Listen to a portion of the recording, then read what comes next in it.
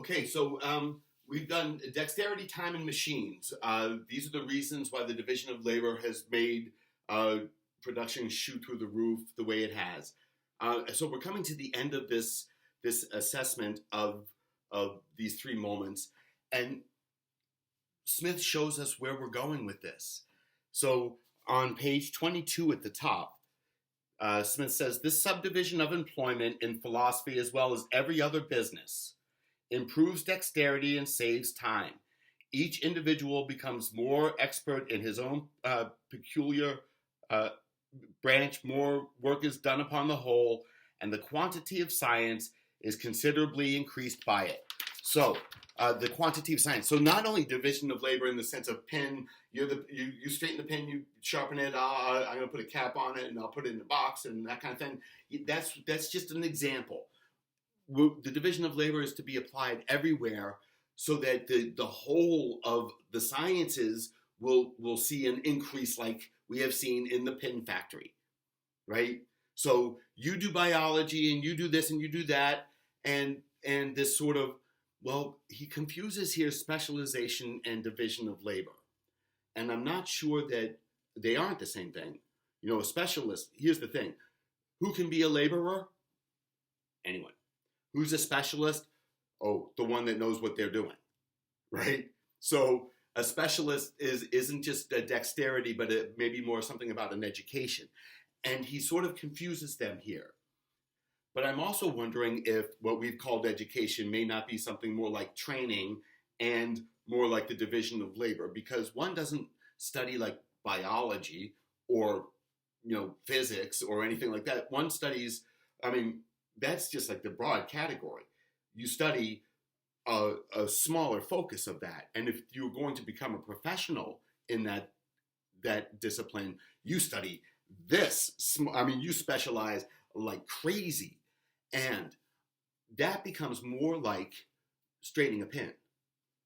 Because what you see of the world is constantly this.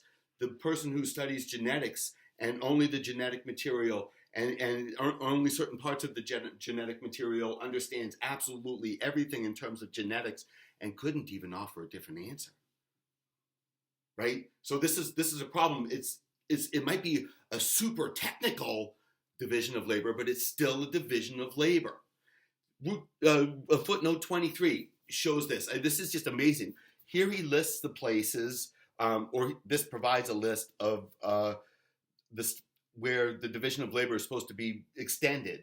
It's provided by the editor of this, but refers to other places in The Wealth of Nations. So, footnote 23 is on page 22. Footnote 23, page 22. The last two paragraphs are considered in a different text, but in a form which suggests that this section of The Wealth of Nations was considerably redrafted, although the editing, so forth, so on, this isn't a part of our concern.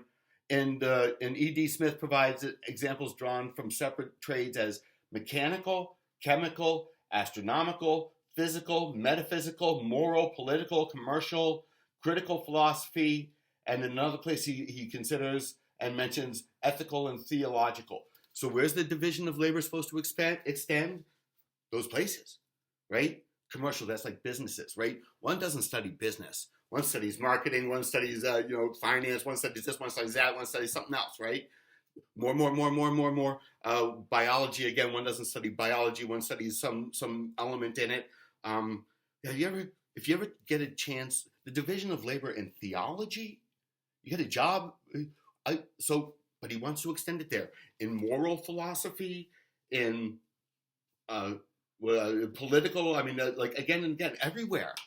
Where's the division of labor supposed to be extended? Everywhere. The one place he says there's a problem with it is agriculture. You know, we got to wait for things to grow. But, you know, we've put a few good humans on that, and we've even tried to manipulate that. So where is the division of labor supposed to extend? Everywhere. And one wonders whether or not this is becoming an increase in the value of our knowledge, or is it a whole bunch of tiny splintered little foci that never get to know the relationship to the whole? You know, one might consider again, what does one do with a philosophy major? May not have an express answer, but for Smith, that means like, well, they'll be the most creative person. What's one going to do with a finance degree? Well, what's one going to do with a molecular biology degree? Well, the answer is given there. The course of study orients us toward this sort of dividing. Is it specializing? So things to keep in mind as you go through these ideas. Excuse me. All right, so I want to talk now. The very next, if we're just following through Smith's text, we just talked about footnote 23 and where the division of labor is supposed to extend. The very next paragraph is like one of the most important paragraphs in this text. It is the one that outlines why this is all useful and how it's going to be good for everyone. Okay, so this is in the pro column. Remember, Smith's like ambivalence, for and against, and for and against, and for and against. This is part of the for. This is like, why is the division of labor good? Because of this. And he's in part wrong about a key element. So let's take a look at it. It's the one that's paragraph number 10 on page 22. It is the great multiplication of the production of all the different arts in the consequence of the division of labor which occasions in a well-governed society the universal opulence which extends itself to the lowest ranks of people, a universal opulence to the lowest ranks of people. Every workman has a great quantity of his own work to dispose of beyond what he himself has occasion for. And every other workman being exactly in the same situation, he is enabled to exchange a great quantity of his own goods for a great quantity, or what comes to the same thing, the price of a great quantity of theirs. He supplies them abundantly with what they have occasion for, and they accommodate him amply with what he has occasion for, and a general plenty diffuses itself through the different ranks of society. So, here's the idea that he's got laid out here. That in this pin factory, right, that we are going to be able to make so many pins that I had the wealth of 12 or 20 pins earlier, maybe one, right? I had such a limited wealth. We work together, we make 48,000 pins. That means that I get my fair share of 48,000 pins, or what amounts to the same thing, the cost of 48,000 pins as my fair share, right? So if we made 58,000 pins, I'd get my fair share of 58. If we made 70,000,006, I'd get my fair share of the 70 million, whatever, right? Let's not make less. Come on, guys. I want a Porsche or whatever, right? How great that would be, but he's wrong. This is what he's wrong about. I do not share in the wealth of my production. There is the great marketplace that has become the dearth of the things because of productivity, but the more wealth that is generated, the more things that are generated, does not impact my ability to participate in that marketplace. I don't get richer because I work or more productive at work, right? First of all, I get a salary or an hourly wage, right? And if I help make pins and we make 48,000 pins, I'm going to get whatever my hourly wage is or whatever my salary is, right? And the pins go someplace else. And if I participate in the pin making thing and we make 38,000 pins, my boss is going to come down and talking to us and say, hey, you made 48,000 last week. Come on, chop chop. And if we don't make 48,000 again, well, maybe we'll get fired, right? So I got to produce to keep up with that number that we were producing, but I'm always going to make the same amount of money. My wealth is not bound to my productivity. If I take home my fair share of the produce that I have made, it's called stealing. Why? Because it's not mine. It's the owner's.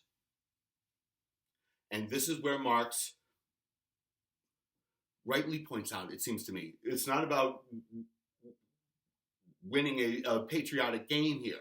Smith is wrong about this. It's just a matter of fact. And Marx is right about it in the sense that who gets the profit? The owner of the means of production.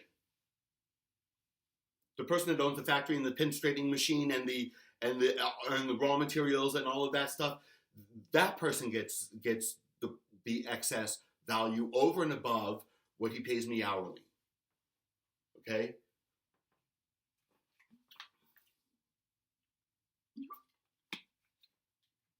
So the thing here is this.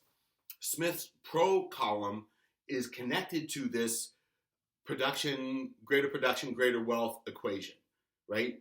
Everyone gets to participate in the marketplace because everyone's getting wealthier because of their growing production, right? So if your production's down here, well, just work harder. And I mean, it's just, if it's down here, well, then you know what I know about you? You're lazy, indolent, unable to work even on the most pressing of occasions. You're going hungry, and you're not making yourself rich. You fool. The last thing I should do is help you out. You see, I mean, this equation of wealth and participation in the marketplace and productive effort is very problematic.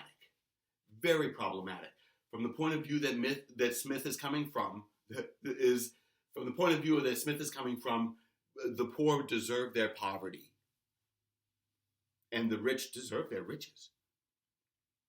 You know, it's the result of their work.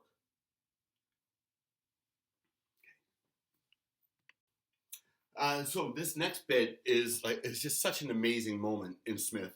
It's just one of my favorites to read. I remember when I just being overwhelmed with the world after reading this the first time, because it made me think that there was just nothing in my world that isn't made. And that means that everything that is made, and then there's the people that make the stuff that makes it, and there's people that make the stuff that make the stuff that makes it, and there's so on down the line, and the people that support that, and the people that such that in any glance around my small apartment, I see the history of the entire world of humanity. You know, okay, maybe that's an overstatement, but you know what? It's better to make it the overstatement that way than to try to limit it. Because boy, oh boy, I am involved in everybody's lives, even for the most stupidest things that I have. So Smith's entree into this idea is by way of the wool coat. A wool coat in England in 1776. There's this: either you have a wool coat or you're dead, right? Because you have to have a wool coat in England back in the day, and well, wool was around, so everyone had a wool coat. In other words, they're cheap. Everyone had a coat. You know, you can pretty much get a wool coat no matter what, is what he's trying to say.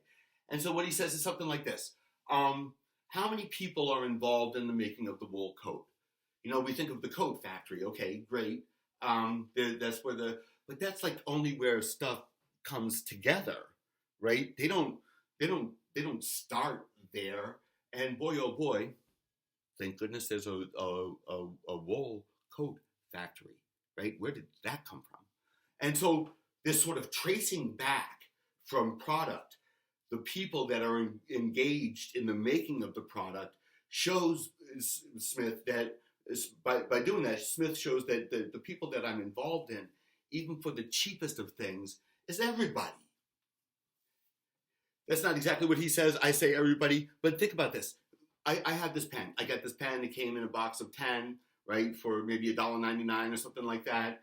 And when it's done, I'm going to throw it away. How many people's lives am I involved in because I have this pen, right? How many people's lives? And so, there's the pen factory. Okay, but where does plastic come from? Petroleum. That's an oil thing. I wonder if I'm involved in a lot of people's lives because I'm just involved in an oil thing here through plastic, huh? And then, there's the molding of it. There's ink. I want to have that ink comes together. That's another thing. A little piece of metal here, right? And then somebody puts together this and this, and puts together this. Somebody puts the little ball in there, or at least persons the machine that does that, right? And somebody puts it in a box, and somebody puts it in a bigger box, and somebody puts the box on a pallet, and somebody puts the pallet on the truck. Somebody drives the truck. Thank goodness there's roads and boxes and pallets, right? And trucks, and this. How many years ago did the venture start? The drilling that made the oil, that got the oil that was refined, that was made into plastic, that was made into my pen. How many years ago did that start? In what country? Who worked? Did anyone? I mean, whose lives? I was about ready to throw this pen away when it was done, but now I realize that everyone has touched it. Oh, I'm sorry. Oh, I'm sorry. I'm gonna mount it and put it on the wall. This is such value. Everyone who has come together to give me this pen. Everyone. The truck drivers get food. Oh, there's food industries. There's another. I mean, just who's involved in it? Everyone. Smith says something like this. He says, he understates it. He says, even the wool coat involves us in the lives of many thousands. And then on the next page, he says, even this wool coat involves us in the lives of countless. Countless, I think, is better than many thousand. I say everybody because, where am I going to stop? He goes this far, though. This is a really important issue. And so what does this, so what? Okay, great. I'm involved in everyone's lives for this. So what? The so what issue shows up at the very end of this bit. And he says, so on page 23 over to 24, this is the comparison with the African king. So the prince in Europe, he's got a coat. How many people's lives does his coat involve him in? Oh, everyone's. I'm a poor pauper. I got a coat. How many people's lives does that involve me in? Everyone's. This is his point, right? So if we examine, I say, all these things and consider what variety of labor is employed about each of them, we shall be sensible that without the assistance and cooperation of many thousand, the very meanest person in a civilized country could not be provided, even according to what we falsely imagine, the easy and simple manner in which he is commonly accommodated. What he's saying here is like, without the involvement of many thousand, even the poor man couldn't be accommodated with his wool coat. Compared indeed with the most extravagant luxury of the great, his accommodation must no doubt appear extremely simple and easy. And yet it may be true that perhaps the accommodation of a European prince does not always exceed so much that of an industrious frugal peasant as the accommodation of the latter, the frugal peasant, exceeds that of many an African king, the absolute master of the lives and liberties of 10,000 naked savages. Now, what? Because I'm involved in those, a whole bunch of lives, for my wool coat, I'm involved in like everyone's lives. To even more so, he says, than an African king, the absolute master of the lives and liberties of 10,000 naked savages.